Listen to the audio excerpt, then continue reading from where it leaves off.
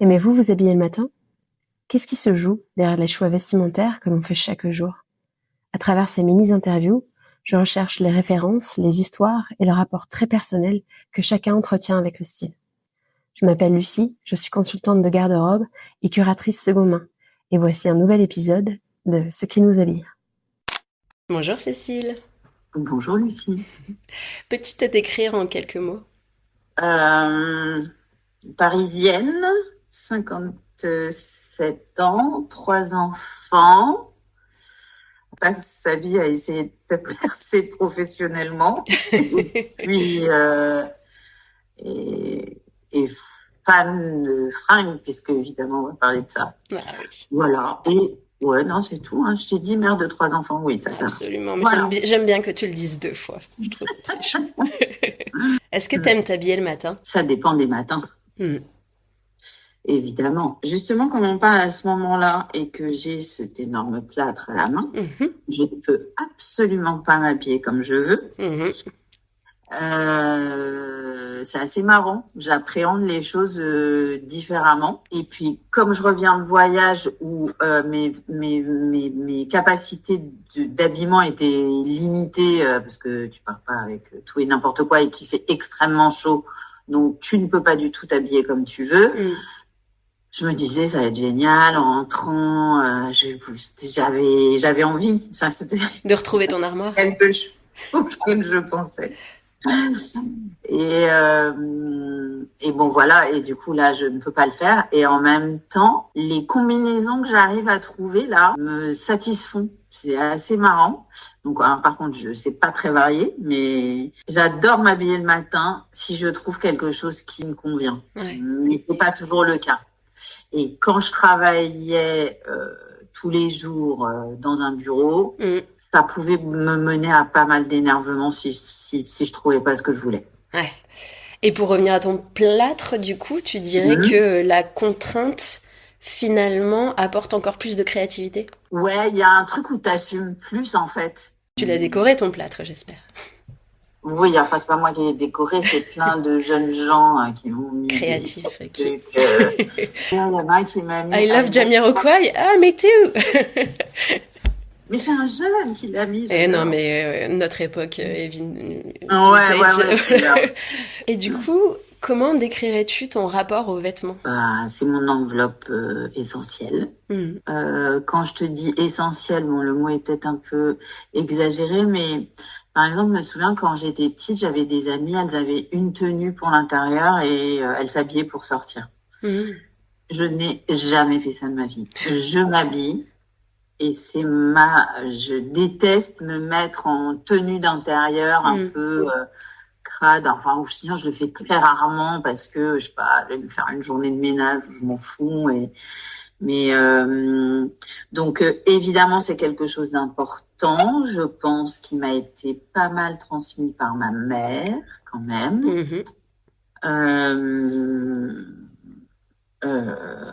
Ouais, c'est même essentiel. Après, je trouve qu'avec le temps, j'y porte un peu moins d'attention. Pas moins d'attention, mais je pense qu'on commence à accumuler pas mal de choses. Donc, on est moins dans la quête. On sait mieux ce qui va pas. L'histoire du corps qui change, où ton corps est de telle façon et tu te dis, bah ça c'est bien, puis... un jour, tu te retrouves à te voir autrement et tu te dis, mais mon Dieu, mais qu'est-ce qui s'est passé? En fait, ça va pas du tout. Voilà, le rapport aux vêtements, il évolue tout au long de la vie. Hein. Des fois, j'ai peur parce que comme j'ai l'impression de m'en détacher un petit peu par rapport, par exemple, aux années vestiaires ou des trucs comme ça, ou une espèce d'obsession pour l'achat et tout. J'ai trop peur de devenir une vieille qui fait plus gaffe, tu vois. Je pense que ça va, Cécile. On sait jamais. Peut-être que c'est aussi que tu te connais de mieux en mieux et du coup t'es... Ouais, bien sûr. Ouais, c'est ça, tu te poses plus de questions. La quête, comme tu dis, de ton identité à travers les vêtements. Maintenant, t'as les vêtements qui te correspondent, en fait. Ouais, on essaye d'avoir Mais bon, tu vois, il reste que tu t'achètes des trucs qui restent dans ton placard que tu mets jamais. Hein, Bien donc, sûr. mais heureusement, le Lucie Market est arrivé. Et qu'est-ce que ça veut dire pour toi de s'amuser en s'habillant? J'ai pas l'impression. Moi, je m'amuse pas en m'habillant. Ouais, mais c'est intéressant. Non, Jamais? je m'amuse pas. Non, je crois pas que je m'amuse. Enfin, j'arrive pas à le voir comme ça, en tout Ouais. cas. On n'est pas là pour rigoler. Quel est ton plus ancien souvenir lié aux vêtements ou à la mode en général? Oh, bah, Oh, bah, attends, dis donc. j'en ai plein. Alors, une crise de nerfs quand j'avais, je sais pas quel âge j'avais, peut-être 7 ans, peut-être un truc comme ça. Je pense que c'était vers la rue de Sèvres. Magasin de chaussures, Hmm. bottes violettes, Oh my God. et je lâche pas ma mère. J'adore. On en a parlé toute ma vie. C'est vrai? Ah ouais, donc ça devait vraiment être... Tu Je les les ai as pas eus eues. ou pas? Non, je les ai pas eues. Oh, drame de ta vie. Ouais, drame de ma vie. Nous, on habitait en banlieue Hmm. et ma mère, elle nous emmenait chez Agnès B, Ouais. nous habillait.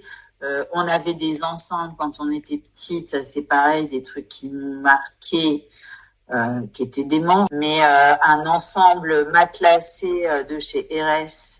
Oh, On wow. avait une jupe longue, une jupe culotte et un blouson zippé. On avait les mêmes tenues avec ma sœur, une bleue, une verte. Qui était trop bien parce que je sais pas, il devait faire des vêtements pour enfants à l'époque. Ouais. Je m'en souviens très très bien.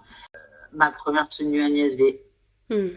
un truc ultra classique, une marinière rose et verte. Bon bah depuis je suis obsédée par le rose et le vert. Ah ouais. Rose et vert portés ensemble, du coup? Ah bah oui, et ou mélanger, ou enfin tu vois, c'est vraiment un truc. Enfin ma table elle est rose et verte, C'est vrai, tu ça. vois. Ouais. Et une jupe, tu sais, c'était pas à volant, mais évasée, là, tu sais. Hmm. Et attends, un autre souvenir, un magasin de chaussures en banlieue qui devait être une espèce de solderie. Ouais. Et il y avait beaucoup de tailles, et ça devait commencer genre au 34 ou 35 pour des femmes de petite taille avec des talons et tout. Hmm. Quand on était petite, on pouvait essayer des talons qui nous allaient. J'adorais. Ouais, donc du coup, ta maman, elle t'a quand même insufflé une espèce d'amour des belles marques et des belles pièces, Ouais, etc., quoi. Hmm. ouais, j'ai des souvenirs de elle chez RS, de elle chez Dorothée Bis, choisissant la tenue qu'elle s'achetait, fallait en acheter une, puis c'était une par an ou une par saison. C'était des moments, moi j'adorais, et que Hmm. c'était trop important. Et du coup, est-ce qu'il y a quelqu'un qui t'a marqué par son style, que ce soit une personnalité publique ou proche, peu importe le moment dans ta vie, mais est-ce que tu te souviens de quelqu'un qui vraiment t'a accroché quoi sur la façon dont il ou elle portait les vêtements? Toi, mais bon, un peu Oh, plus dis donc, tard, je suis flattée. ma cousine, mes deux cousines, enfin Nat et sa sœur, c'était vraiment des rêves parce que je me souviens de sa grande sœur quand j'étais petite qui venait à la maison, et on était fascinés Ouais, parce qu'elle était en Yohji Yamamoto des pieds à la tête, et que waouh, tu vois, c'était pas c'était pas commun anodin, quoi. Ouais, ouais, c'est clair. tu vois. Hmm. Et après, pendant longtemps, quand on les voyait, elles deux, c'était des parures de mode de ouf, quoi. Hmm. Ça faisait envie, Ouais, en fait. Je pense qu'à l'époque, c'était obligatoirement lié à l'argent. Je ouais, je sais pas vois. si tu pouvais être méga stylé Ouais. en mettant pas un peu de thune. Je sais pas. Disons qu'il y avait moins de friperies et de boutiques vintage où Évidemment. tu pouvais accéder à des choses sans forcément payer le prix fort. Mes cousines, elles étaient pas obligatoirement riches, mais elles Hmm. mettaient de la thune là-dedans. Le C'était métal, un ouais. choix. Hmm. Oui, d'accord. Qu'il y a un film, une série, un groupe de musique ou ce genre de choses qui t'ont particulièrement marqué par leur univers esthétique. Quand je réfléchis, un L avec Sophie Marceau, Hmm. post-boom 2, Ouais, je crois, parce que c'était avec Pierre Cosso. oui. Moi, en fait, mes souvenirs et non, mes envies, Hmm. mes vrais crushs, mes cravings Mhm. de mode, c'était dans le L. Ouais.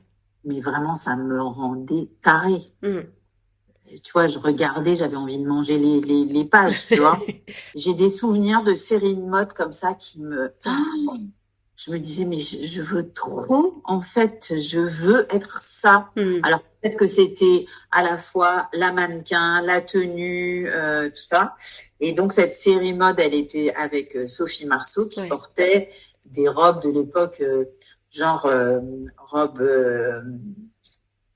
bustier de soirée avec un énorme nœud rose, tu vois. Et ça, c'est des trucs qui m'ont marqué, qui me faisaient trop envie. Et j'étais pas fan de Sophie Marceau, je m'en foutais. Hein, mais après, non, mais j'ai plein d'autres souvenirs de mode. Hein. J'en ai plein. En fait, quand je réfléchis. Quelle est la plus belle tenue que tu te souviens d'avoir portée dans ta vie? Celle qui t'a rendue vraiment la plus heureuse? J'étais assez satisfaite, même si c'est pas un moment où j'ai mis mon corps et tout ça, mais de ce que j'ai mis à mon mariage. Oui, j'adore. Oui. Ton mariage, donc on peut préciser qu'il était il y a 2 ans. 1 ou 2 ans, j'ai eu un doute, 2 ans. Tu trouves un truc, et en plus il est pas cher, mais ça c'est vraiment un truc de notre époque, en fait, tu peux te faire une super tenue avec un twist pas cher, donc c'était vraiment et trop super bien. Personnel, super original. Voilà, c'est très satisfaisant. Quel regard portes-tu sur la mode aujourd'hui? Qu'est-ce que tu aimerais voir changer ou émerger? Je m'en fous un peu, je crois, de la mode aujourd'hui. Voir, ça me dérange parce que je pense que c'est mélangé à un truc de dérive économique, environnementale, etc. Après, quand même, j'ai dû apercevoir un peu des défilés Chanel et tout ça, les trucs de Mathieu Blasi, c'est vraiment trop beau. Donc évidemment, pour moi, enfin, je le regarde plus comme de l'art que j'aimerais voir changer. Bah, j'aimerais qu'il y ait moins de production de merde. Ça rend fou en fait. Maintenant, moi, je focus vintage, matière. Et j'achète 10 fois moins. Comment tu fais ton shopping neuf ou d'occasion aujourd'hui? Alors, je pense que je vais moins qu'avant en magasin. Et parfois, enfin, je sais, par exemple, j'aime bien m'acheter des pièces sur Frankie Shop. Que j'aime bien et que ça, c'est des trucs qui me restent et qui durent. La dernière fois que j'y suis allée, il y avait la queue pour rentrer. Oh, wow. Et là, j'ai dit, ça va pas être possible. Non, ça c'est je ne peux pas. C'est comme la queue pour aller au restaurant, c'est non. Mon shopping, c'est un peu de la débrouille. Un peu, si on me dit, ah bah il y a ce truc-là qui est super.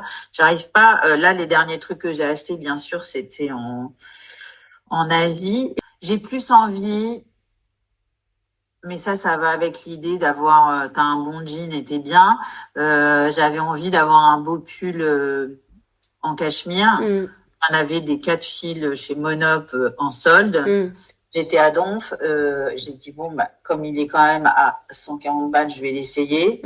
En fait, il m'allait pas du tout comme je voulais. Tu fais ton shopping à l'occasion et quand tu... C'est à l'occasion et quand j'en peux plus de mes jeans, j'avoue, je vais chez Uniqlo. Je sais que c'est ton adresse de jean. C'est mon adresse de jean. Je vais essayer il y a une marque française là qui s'est installée, qui ouvre une boutique à Paris. Ça, ce serait bien. Je pense, j'aimerais bien trouver. Il faut trouver aussi un déjà. T'as Free, oui, tu fris. Attends, je repense à un truc par rapport aux tenues. À un moment, tu sais, j'avais une top en jean de chez Isabelle Marant. Oui. C'était une liquette un peu en jean, tu sais, ouverte là, avec des poches et tout, et avec un jean coupé au-dessus du genou. Et j'avais des boots blanches en tissu de ma mère. Trop bien. Vraiment, à cette époque-là, j'étais gaulée. Je devais être bronzée. Non, c'est mes cheveux maintenant. Tes cheveux sont cool, j'adore. Ouais.